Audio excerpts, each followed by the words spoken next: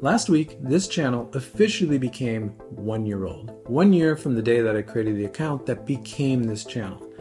Now, I've talked about how the growth of this channel has far exceeded any plans or any expectations that I had for it over the past year.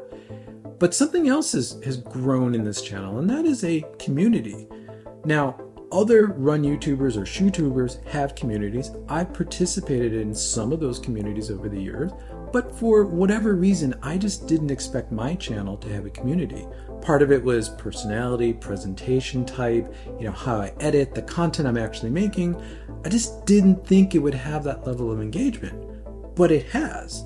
And I'm finding it's one of the aspects of this channel that I'm very thankful for, but I'm also very proud of. I love the conversation. I love the engagement in the comments. I love the emails and the DMs on Instagram that I get asking questions or follow-ups to something I said in a video or a comment that I left in a video. I find it really valuable, and like I said, it's one of the things I'm very proud of on this channel now. Recently, I've had the same two questions sort of come up a lot in comments and DM'd to me and emailed to me. And that is, when is my next race, and am I going to cover, ABC Super Shoe? To answer those, they're very intertwined, and they're also intertwined with sort of my vision for this channel in 2024. So I thought I'd sit down, make a video to kind of explain it all. Let's start with that first question. When is my next race? Well, the short answer to that is I don't have a next race. I actually have no races scheduled for 2024 for a fairly large reason. Now, many of you know that I'm an American. I'm from New York City, but I have lived in Taipei, Taiwan for the past 3 years. And in fact, the entire 1 year of this channel, I've been based in Taipei, Taiwan. But in 2024, that's going to change. My wife and I are actually going to move back to the US on the West Coast, probably within the Seattle area. Currently, we have that scheduled for the spring, but if there's anything I've learned since 2020 is that plans can change and you need to be very flexible. So while we do have a plan for the spring, anything could happen and it could shift to any point. And that's really the main reason I haven't signed up for any races, because I just don't know where I'm going to be. Now, I did enter the lottery for Tokyo, Berlin, and Chicago this year. I didn't get any of them, and that's totally fine. I will continue entering the lottery for those because, again, logistically, it's not going to work out for me. But being based in the US will give me more access to shoes, because getting shoes here in Taiwan is a little spotty. It's a little challenging at times, but in the US, I'll be able to get anything I want to cover on this channel. It also helped me grow this channel as a business, which is something I do want to do. I want to grow this into a viable business for myself. I've talked about that a bit on this channel. And it will give me more access to events around the States. Now, I do plan on still traveling. So my wife and I are still going to travel extensively. Even though our home base will be in the Seattle area, we're still going to spend a lot of time in Asia. We'll still be here in Taipei, Taiwan quite a bit. We'll probably be in Japan quite a bit. We'll probably be in Korea a little bit. We'll probably be in Europe, and we'll travel around the States a little bit more. So I'll be in more places on this channel, which should be a little bit more interesting. And that'll give me more access to events and local running. And, when I'm talking about community, that gets into, maybe meetups and all that sort of stuff. So all of that stuff is stuff I want to get set up in 2024. So that's the main reason I don't have any races scheduled. But once the move happens, once I'm settled in the Seattle area, then I'm going to look at signing up for a race, probably in the fall. Now, it'll probably be last minute, so it's not going to be a big race because, those big races usually fill up pretty quickly. But what I'm thinking right now is I'm going to focus on a road half marathon. I love the half marathon distance, but it's been a couple years since I've really focused on it or even really thought about it. The last half marathon I ran was actually 2022, October 2022. So this year, that's probably what I want to focus on as far as road running. Now, if I learned anything from the disaster that was the New York City Marathon for me last year, was that I was very well prepared for a half marathon. And that got me actually really excited. If I would have attacked the first 21K of the New York City Marathon course, I probably could have PR'd in the half marathon distance by a lot. We're talking probably 5 to 10 minutes. Now, shoulda, woulda, coulda, it didn't happen. I didn't do it. You never know how a race is going to pan out. But looking at my metrics and how I felt that day and how I feel now running, it's quite exciting. I really want to go for that half marathon PR. So that PR would probably be around the 120 or possibly under mark, which is really exciting for me.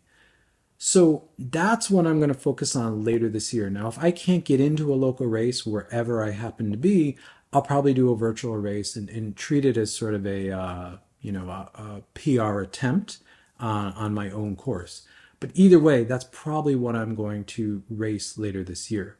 I am open to do a trail race. I'm curious to do a trail race. I've never raced on the trail. I've done a lot of trail running, and I've been doing a lot of trail running recently, but I've never raced on the trail. So that may be also something I look into, especially if I'm here in Taiwan, because there's a lot of trail racing in the winter here. But road half marathon is probably what I'm going to focus on in 2024 as far as road running. And that is a good segue to the next question about super shoes.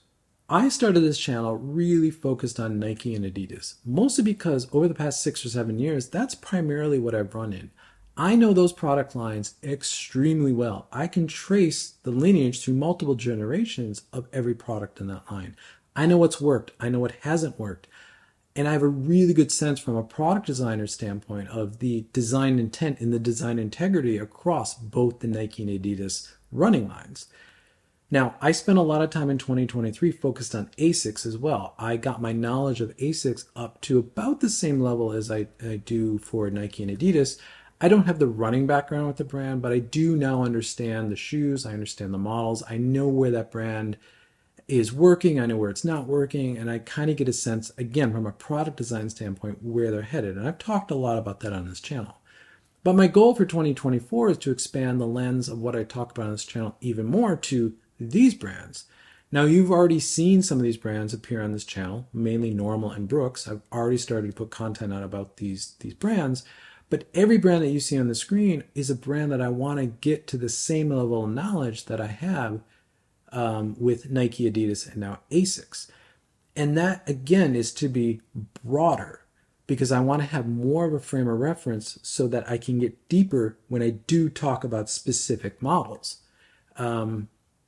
My thinking there is if I understand a lot more tech stacks, a lot more tech across a lot more brands, and I have a lot more understanding of how those shoes feel and perform, that's going to allow me to really dig even deeper into the models that I do cover on this channel.